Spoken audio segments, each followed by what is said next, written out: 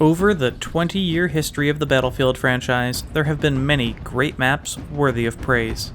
Some maps become legendary, icons themselves of the Battlefield series and worth remembering for their balance, uniqueness, and special gameplay. This is the story of the best maps of Battlefield.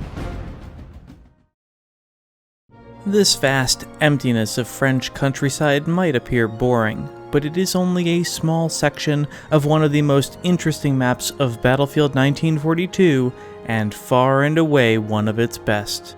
This is Liberation of Caen! That was just too fun to avoid. Liberation of Caen! Okay, I swear this was the last time. Liberation of Caen was a post-launch map added as free content in patch 1.6 for Battlefield 1942. It is a massive map set in northern France and contains varying geographical features and environments, allowing for multiple playstyles and experiences. It is also the only map in 1942, as well as the entire series, which features the Canadian Army as a playable faction. This distinction brought with it a new weapon for the assault kit, the Johnson LMG.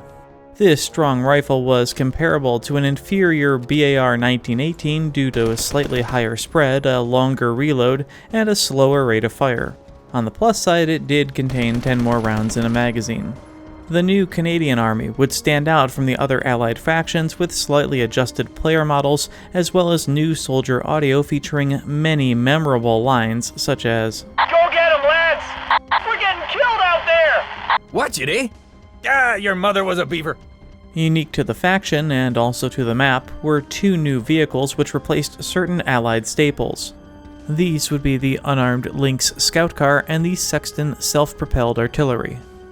Liberation of Caen would find these assets and the Canadians pitted against Nazi Germany, with the map's game mode being Conquest Assault. The Allies would start from an uncapturable deployment in the far south and move north to assault the town of Caen. The layout was of considerable scale. While mostly empty, there are enough rolling hills, trees, craters, and even a few downed aircraft which all provide essential line-of-sight blocks. A handful of landmarks are present, like scattered sheds and farmhouses, with the single windmill being the largest structure to be found.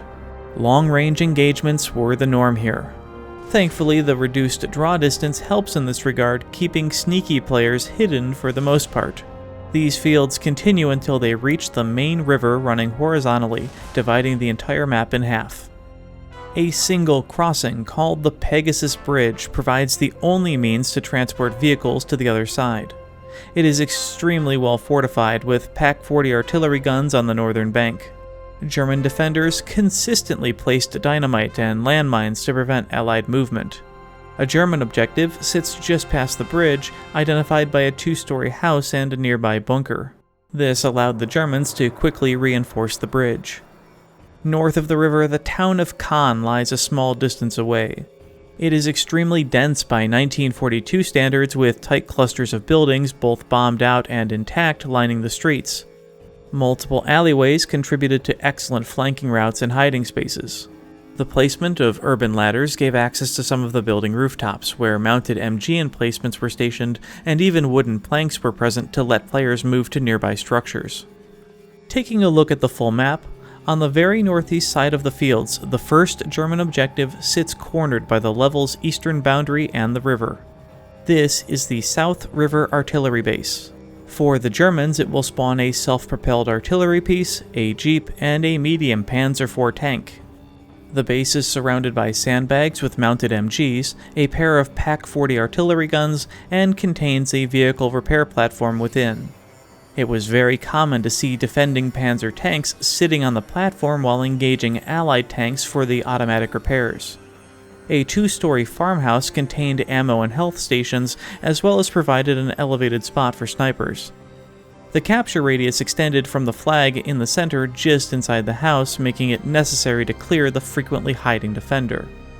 Being south of the river, this objective would almost always bear the brunt of Canadian aggression early in a round. Following its capture, this would provide the Allies with a much closer staging ground from which to launch attacks north. However, a critical effect of capturing the objective is that it would open a unique airborne parachute spawn point north of the river. Similar to the airborne drop on Market Garden, players would spawn with the parachute active, unable to cut it until they land.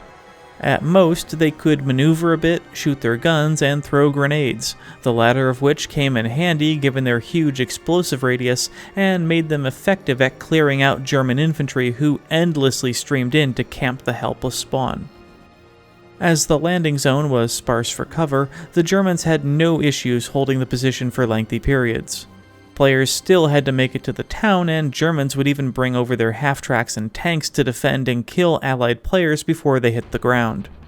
When we look at Caen from this tactical perspective, we can see the layers of gameplay depth and player experience over the course of a round. Battles opened up with an Allied rush across the fields toward the Pegasus Bridge and the South Artillery Base. The bridge defenses were rarely ever breached, and a simultaneous battle ensued at the southern base. Once captured, the paradrop became available and a secondary front was opened. This resulted in one hell of a grind until a Canadian player managed to break through the lines and capture one of the northern objectives.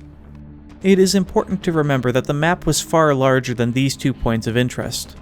While this struggle over the 2 obvious objectives was occurring, the river itself provided an opportunity to flank around the battle entirely, if one could go unnoticed.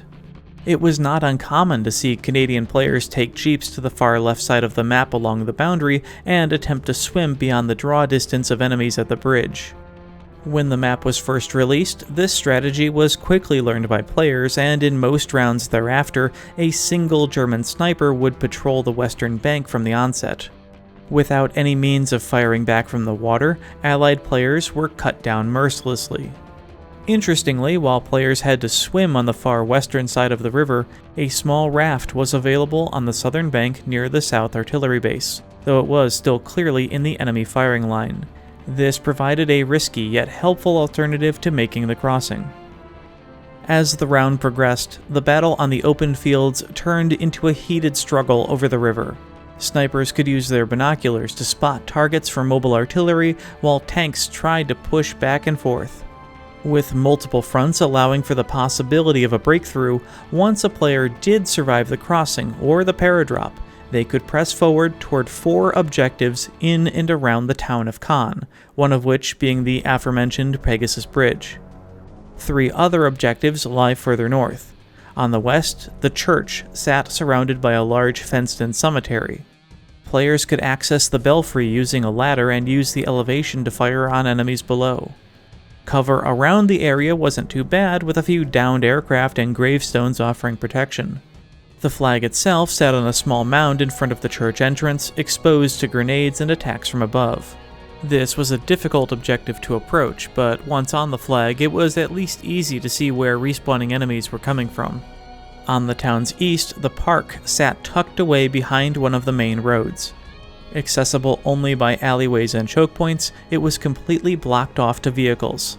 The objective was remarkably tiny, lying surrounded by high walls and buildings adjacent to the map boundary. The furthest east structure contained a med locker which sat exposed, and almost all of the flag's notoriously campable spawn points were close by, one of the map's few negatives. The walls to the south blocked off most aggressors, especially respawning Allied paratroopers who couldn't land close enough to breach the town. At the very north, the German headquarters sat in the central square. The flagpole was set within a small enclosure with some trees as cover. A series of buildings on the street acted as the command post, with a Panzer IV tank spawning on either end. Not being far from the church or park, it was readily attacked from multiple directions, and stealing the enemy armor was common and enjoyable. Caen's map design was so sound, especially for a BF 1942 level, that negative experiences were almost hard to come by. Spawn points on flags were limited and exposed, but this was standard for the game as a whole. Meanwhile, Conquest Assault had the potential to end fairly quickly if the attacking faction neutralized or captured all the enemy flags, but again, this is typical of the mode in all instances. Only one real issue was of note, and that was the design of the Canadian deployment. In exceptionally rare circumstances, Germans would have a strong enough team that they were able to defend their primary objectives and then rally all northern armor into a massive counterattack south. They would outnumber the Canadian armor assets and push all the way to the main deployment. Even though there technically was a backdoor exit, players instinctually pressed forward toward the single bridge in order to break out. Here, the bottleneck made them easy to cut down, especially with the German armor and artillery on the high ground, and the Canadian deployment could then be spawn camped. But even in this circumstance, Allied forces had the ability to break this siege thanks to how far respawning Germans would need to travel to reinforce. But that is truly the worst of it. What results is a map layout where 3 different battles took place over time. Liberation of Caen provided tank battles over changing terrain and environments.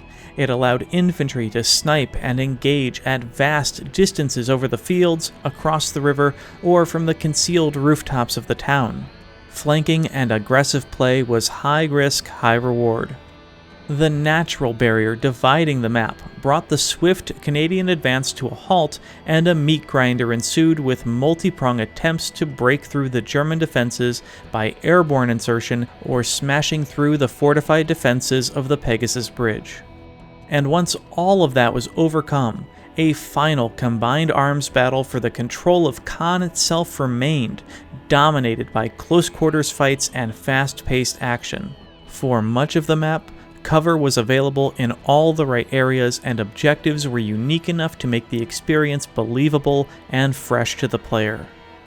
Astonishingly, the geographical features combined with the antiquated mechanics of the game itself provided one further gameplay scenario.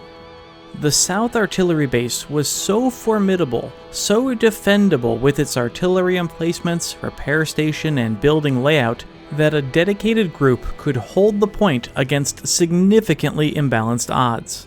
This created a situation where sometimes the Allied breakthroughs would occur elsewhere and the rest of the German objectives would be captured, but this small isolated flag would be able to hold out for the entire round. When this occurred, the whole German team would then be forced to spawn here, making it even stronger. Canadian forces would inevitably envelop the point, but attacking it was extremely difficult, not just because of the obstacles, but because of the time it took for new reinforcements to arrive since squad spawns were not yet a thing. Although trapped in this one pocket of the map, there was something so realistically strategic in seeing this outcome in a World War II context. In terms of level design, defensive asset placement around the objective shows an intent for the base to be difficult to capture. The fact that it can remain a linchpin of an entire round makes it a critical success. Liberation of Caen is almost an oddity in terms of Battlefield 1942 map design. Sure, it features a faction seen nowhere else in the series, but the layout firmly stands on its own, providing a sector-by-sector experience well ahead of its time. The blueprint for its success would be replicated in Road to Jalalabad in Battlefield 2, and is one in which a reimagining in the modern Battlefield world would likely see it play well in Conquest just as much as Rush and Breakthrough. At more than 20 years old and released toward the very end of the first Battlefield's lifecycle, this exceptional map is unknown by most, and it shouldn't be. With its layout proven and experience excellent, no longer will we forget Liberation of